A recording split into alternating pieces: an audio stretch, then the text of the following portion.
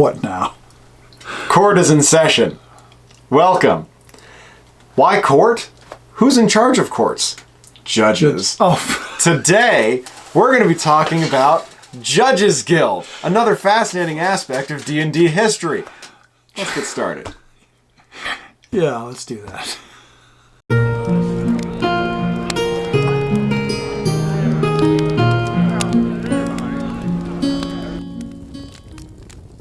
That's right, Judges Guild. You guys really seem to enjoy one of our last videos where we talked about some character sheets that we got from our dear friend Brad. He's gonna disagree with that. I know he doesn't even like to call us his friend. And it hurt a little bit, Brad. It's right here, right there, right there.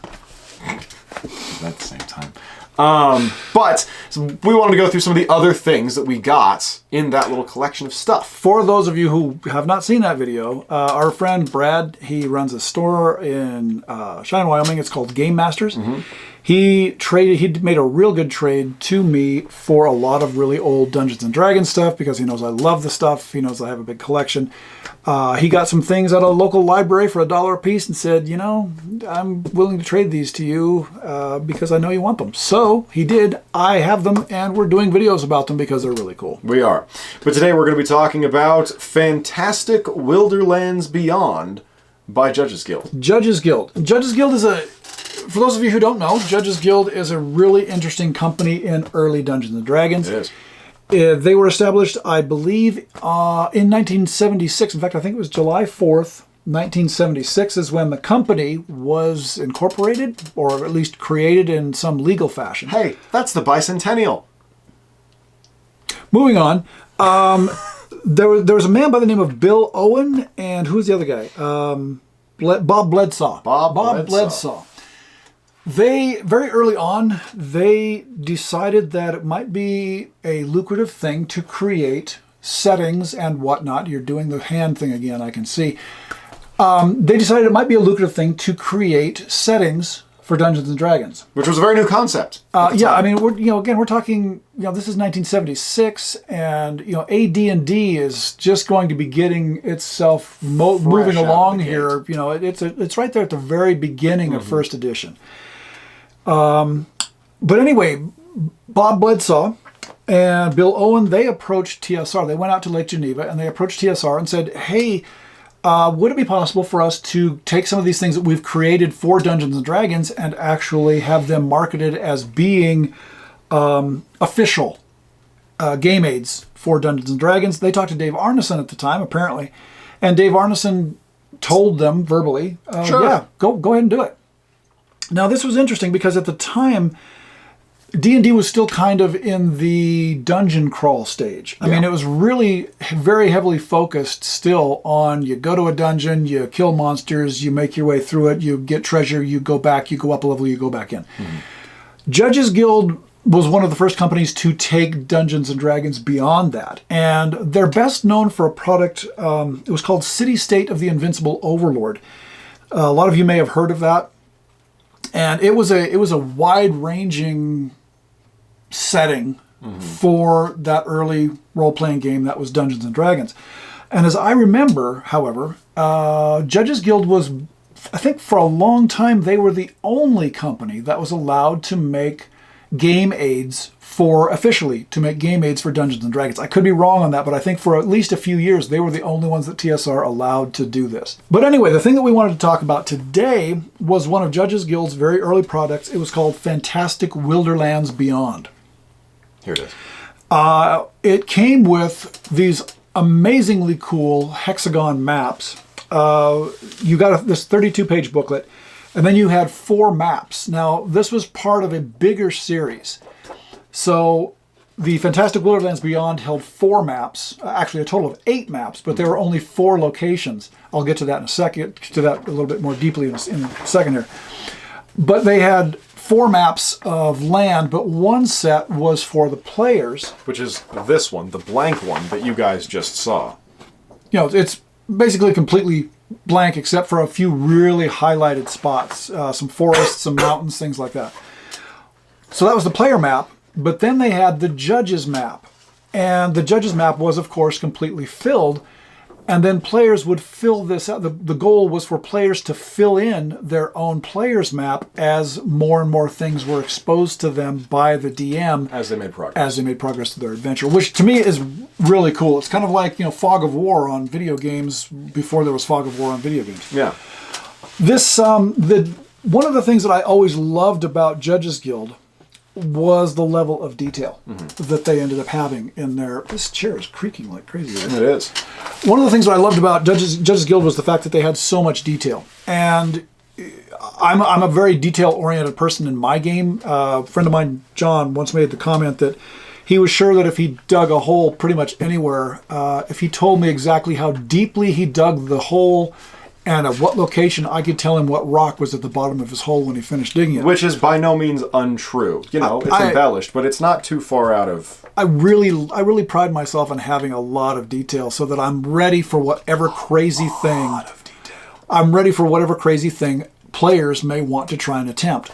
It's pretty cool. But let's give you an example of some of the level of detail that Judges Guild had. Each one of the hexes on these maps is numbered. At least on the player map. Each one of them has been given a very specific number, and those numbers correspond to a description inside the booklet that the adventure comes with.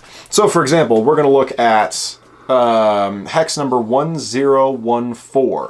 So if your player characters manage to make their way right there, if you want to hold that up and show the people. 1014. Right about there. I'm sure you can see the detail from me pointing at it like this. I'm sure you can, but roughly there on the map, then your players will find a large black gate with the remains of a gazebo that is burnt to the ground, rests in a small valley. The iron gate leans slightly toward the west and is covered with vines hiding the runes upon it. The mass of stone and debris is all that is left of a small cottage which once stood nearby. Amidst the gazebo is the skull of a colossal giant with the hand of a warrior within its grinning teeth. The hand wears a ring with a small ruby worth 124 gold pieces. A spitting snake, 4+2 hit dice description, is nesting in the skull on a pile of skins. It's a lot of detail. This is the level of detail that I love having. And then when you compare that to... Not only do you have the things there that the players can end up finding, but just as the game master or the dungeon master, this is a great map to be able to look at and say, this is giving me ideas just seeing where the rivers are going, just seeing where the mountains are going, how much is covered by forest. You combine that with some of the various things that they have in terms of detail in here, and it's going to allow the dungeon master to also come up. It's going to fire his imagination, I guess is what I'm trying to say. Yeah. Anyway, these were wonderful at the time. They were exceptionally popular with Dungeons and Dragons players back in the day. This cost $8. The 4 maps, total of 8 maps, but the 4 maps of the geographic area, both the player's version and the Dungeon Master's version and the booklet, they ended up costing $8 total, which was a steal even back then. The issue that ended up happening with Judges Guild is that they hit their high water mark in the early 1980s. By the mid-1980s, they had started to really go downhill because more sophisticated publishers were coming into the realm of Dungeons and Dragons or fantasy role-playing, and they were creating more interesting looking products. Now, I'm not so sure that those other products were better in terms of their content. Yeah. In fact, I kind of lean away from them being better in terms of their content. But in terms of appearance on a bookshelf in a store, they started to outsell Judges Guild simply because Judges Guild stayed with kind of an earlier printing process that didn't look as good. Yeah. Sadly, Judges Guild, I want to say that it might have been the mid-'80s, Judges Guild had moved on to the places that those kinds of game publishers go. If you know, I do not know the fate of the 2 people who ran Judges Guild at the time. If you know anything more about them, please let me know, because I'm really curious as to what these gentlemen went on to do after that, if they created other things, or if they just said, we're no longer doing this whole fantasy role-playing game supplement thing. We're going to go on and become accountants or, whatever.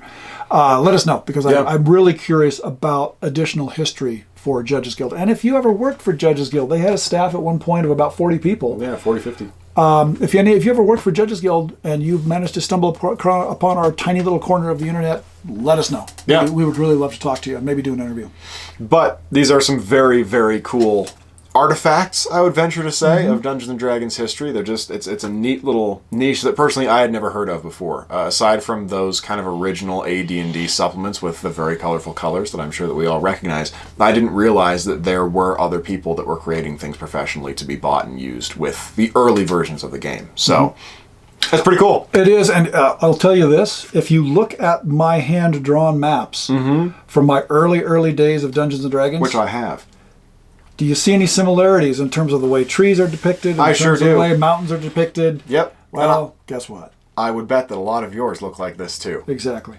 So, yes, thank you for joining us on this little trip back through time. Judges Guild, Fantastic Wilderlands Beyond, official supplement for D&D. This was published, I want to say this was published in 1978. I don't think it hit the shelves until 1979. No. But anyway, just a really interesting thing.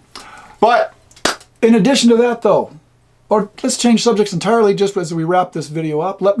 First of all, let us know if you used Judges Guild products or if you still use Judges Guild products. And I think that a lot of these were republished in the past decade, maybe 2 decades. Interesting. And I'm going to look into that. And if I come across any republication efforts or compilation efforts or whatever, I will definitely let you know in another video because I really love this stuff. But moving on to finish this video up, we have a number of things. One of the things we're trying to do, we realize that we've been doing this for almost 5 years. We've only got about 4,000 subscribers. If you know anybody who has not subscribed to the Old Warlock YouTube channel, please let them know. If you haven't subscribed yourself, please subscribe, like the video. We need to drive that algorithm up so that we can get a bigger audience. Is right there. We're asking you, nay, begging you, as our newest, closest, and dearest friends, please subscribe to our YouTube channel and go through and like and watch all of our videos. Sounds kind of pathetic, we know. It does, but we are kind of pathetic. It has to be done, and sometimes I see other YouTubers doing this, so why not? So we figured we decided to swallow our pride and do the same thing. Yeah. To all of our Patreon patrons, you guys are the best. Yeah. You're fantastic. We know that you haven't gotten a ton of content recently. There's been a little bit of a gap with all the Deck of Contradiction stuff going on, but we've got some great new things that are going to be heading your way here very, very soon. Some new videos, some unique things that just you guys are going to get a hold of. So thank you to every single one of you. We couldn't do this without you. If you are interested in becoming a patron of the channel, the link is going to be down in the description below. Go ahead and click on that. You get access to basically extra videos that are not released here on the YouTube channel that you can go and watch. You get a little bit more direct contact with us if you want to have some conversations or do a little Q&A. Anything that you might want to talk about, we're very responsive on there. We love to have conversations with you guys. Yeah, it's fun. We enjoy it. And hopefully there will be some other things that might be coming towards to the Patreon channel here very, very soon.